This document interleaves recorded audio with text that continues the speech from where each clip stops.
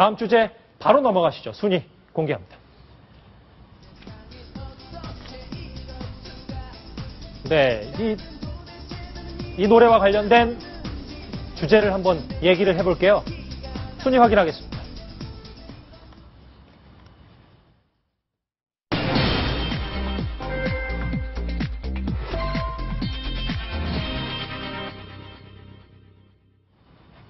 네, 방금 전에 들으셨던 노래는 바로 DJ DOC의 머피의 법칙입니다. 이 머피의 법칙이란 게 바로 뭐냐면 일이 계속 꼬여만 가고 잘못될 가능성이 있는 일은 반드시 잘못된다는 걸 일컫는 얘기인데 그 반대에 바로 여기 보이는 셀리의 법칙입니다. 박근혜 대통령이 비행기를 타면 셀리의 법칙.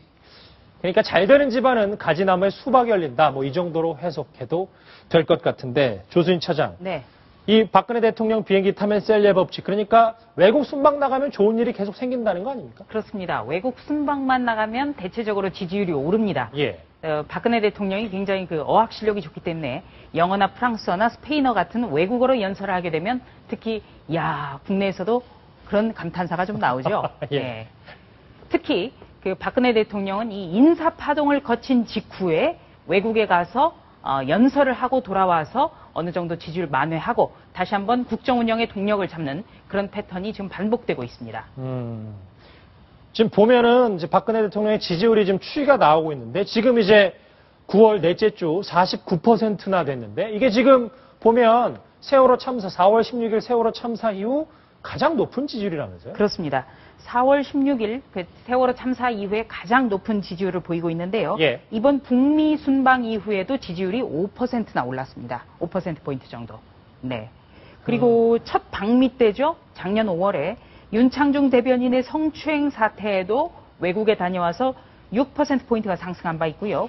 네. 지난해 6월에 중국을 다녀와서도 9%포인트가 올랐습니다. 그리고 11월 유럽 방문 기간 중에도 5%포인트가 올랐습니다. 예. 아마 박근혜 대통령이 국내 문제로 어수선하고 마음이 상할 때는 일부러라도 순방을 계획할 수밖에 없을 것 같습니다.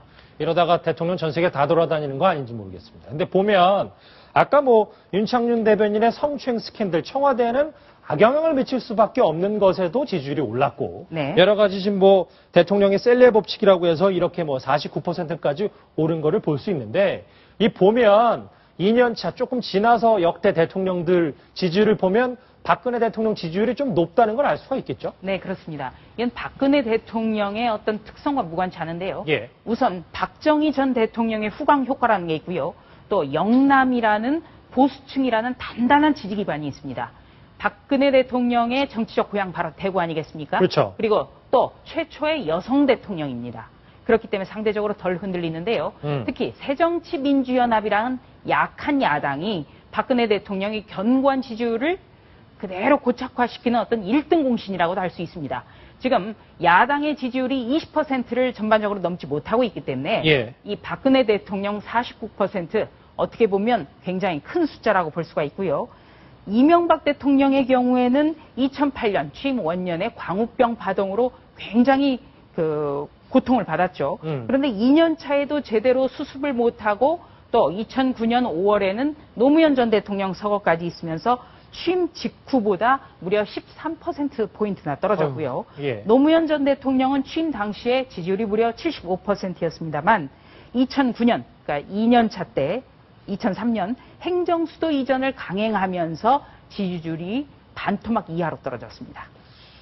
이 보니까 과거 전직 대통령들에 비해서 2년차 지지율은 상당히 단단하고 높은데 이게 과연 박근혜 대통령이 정말 외교를 잘해서 그런 건지 아니면 반대급부로 이 야당의 지지율 텃밭이 계속 떨어지고 있기 때문인지 그거는 조금 더 지켜봐야 될 것 같다는 생각도 듭니다. 지금까지 박근혜 대통령이 순방을 나가면 셀리의 법칙이 있다는 얘기까지 해봤고요.